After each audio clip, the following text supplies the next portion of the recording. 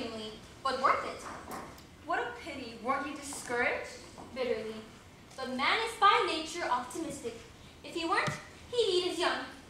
So I decided I'd write my own play. You wrote a play? Indeed I did. Oh my God. Courage born of ignorance and a plot out of wedlock. What part did you play then? Naturally, the lead, not guilty. Starring Ethel P. Savage. Well, what does the P stand for in your name? I haven't the faintest idea. My numerologist said I needed in my name for good luck. And he was right. We ran a year. What was it about? It was about a mother No. who murdered a man and was defended by a young woman lawyer who turned out to be her own daughter. I had bright red hair and died in my daughter's arms every night, 2 matinees a week. And right when the curtain fell down, the jury whispered, "Not guilty." I've never had a better time in my life. I gather the reviews were good that time. They were sincere, but it didn't make any difference. What did they say? Well, the Times said my play brought the theater back 50 years. And it couldn't possibly because I stole the plot from Madam X. And that was 40 years ago. What do you think they'd know? But the Wall Street Journal said my play brought something new to the theater. Money? Oh, fair, really. Money isn't new. What did the Wall Street Journal say? They said I had a tenacious mediocrity unhampered by taste. Wait a second. But that wasn't good. It was perfect. In our ads, we simply put tenacious and unhampered. Oh. And you ran a year on that? We'd have kept running if my daughter didn't come home and stop us. Oh, I know I was bad, and audiences only came to laugh. But we both had a good time. What more can I ask for? I do miss it. Oh well, my turn is coming. I don't think it's very nice of your daughter. Please don't, please don't. Fariy, what's wrong? Mrs. Savage is going to read the newspaper. Oh. What's the matter? I wouldn't do that if I were you, Mrs. Savage. Please read it to me, Mrs. Savage. You mustn't read it. It'll only make you unhappy. Now just a moment. I know what's in the paper, and there's nothing you can do to stop me from reading it. I was just waiting for it to happen. Waiting for what to happen, Mrs. Savage? Why? Why, what's in the paper? But we don't know what's in the paper. Then why are you trying to stop me from reading it? We have an agreement. We never read newspapers until they're at least a month old. We find we're much happier when we wait. What are you waiting for? Oh, naturally we wait for. Hannibal, what do we wait for? Perspective. Peace of mind. Security. We believe that it's better to read about unpleasant things a month after they've happened. It's reassuring to know it's over. Nothing can be done. Now, just a moment. I want to read something important in the paper, and I want to read it today, not next month. We're only trying to help you, Mrs. Savage. Yes. The disaster is easier to digest when it's aged a little.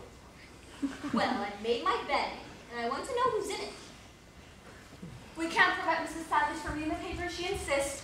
We don't know her well enough to be rude. Florence is right.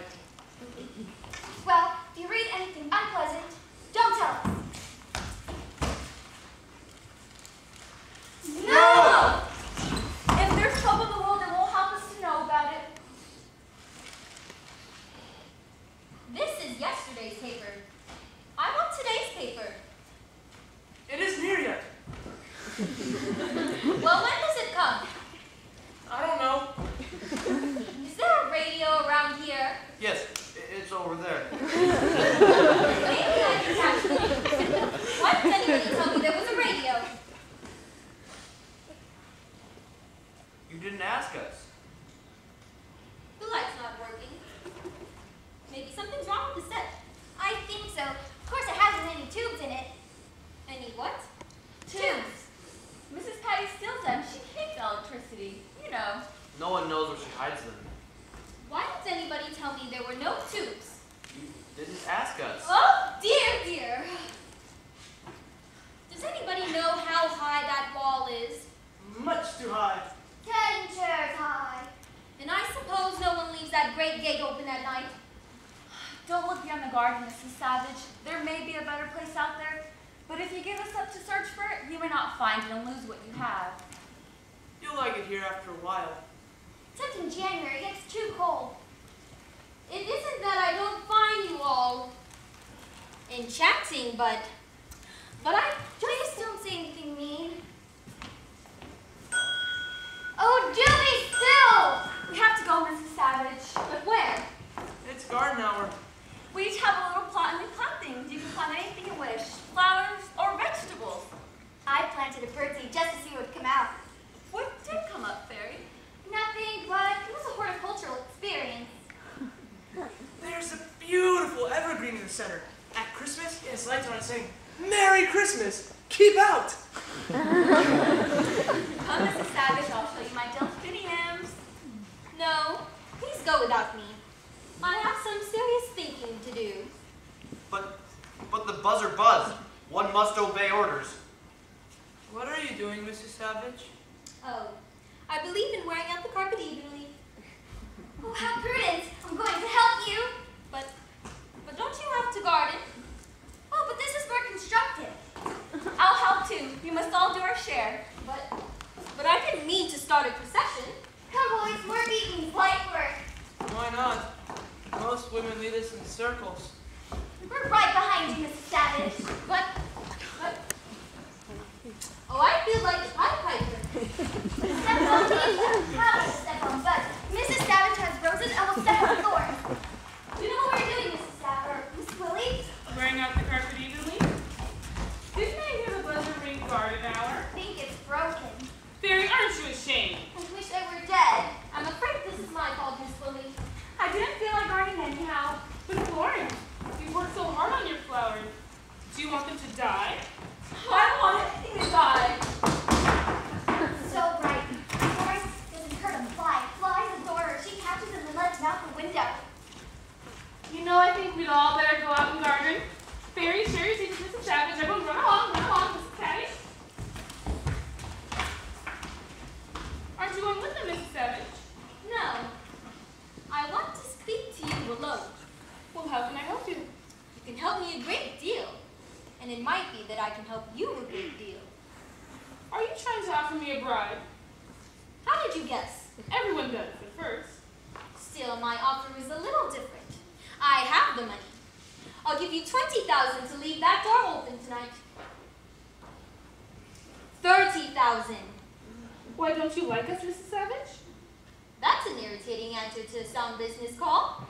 $40,000. You could be free of this place too. But I don't want to be free of it. $50,000. You can travel the world, see Cairo, Mandalay, the South Pacific. But I've seen Cairo, the Mandalay, and the South Pacific.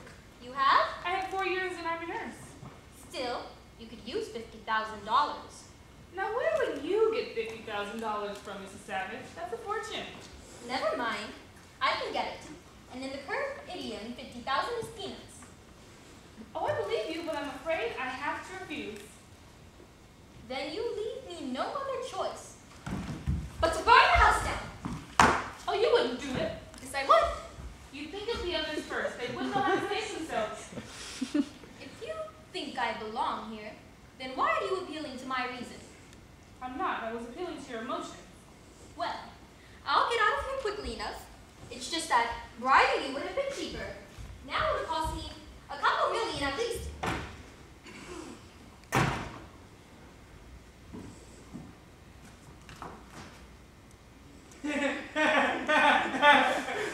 Good one, Dr. Johnson. Hello, submarine. Hello, Miss Willie. Good morning, Doctor. Is Miss Savage downstairs? She just this moment went out to the garden. And what is her state of mind? The usual. She's already offered me a bribe. Really? How much? The highest yet, $50,000. Did she sound confident? Definitely manic. She spoke as if she still had control over her own affairs. Well, apparently she does. Read this. I just got off the phone with their children. They're practically out of their minds themselves. The senator is leaving Washington at once. We'll pick up his sister in New York and the judge in Boston, and he'll be here by tonight. Why, this is the most amazing story I've ever read. When did they discover it? I gathered this morning. They asked me to confide her to your room. I don't understand it. How could she get away with that much money? Well, after her husband died, He left the estate to her.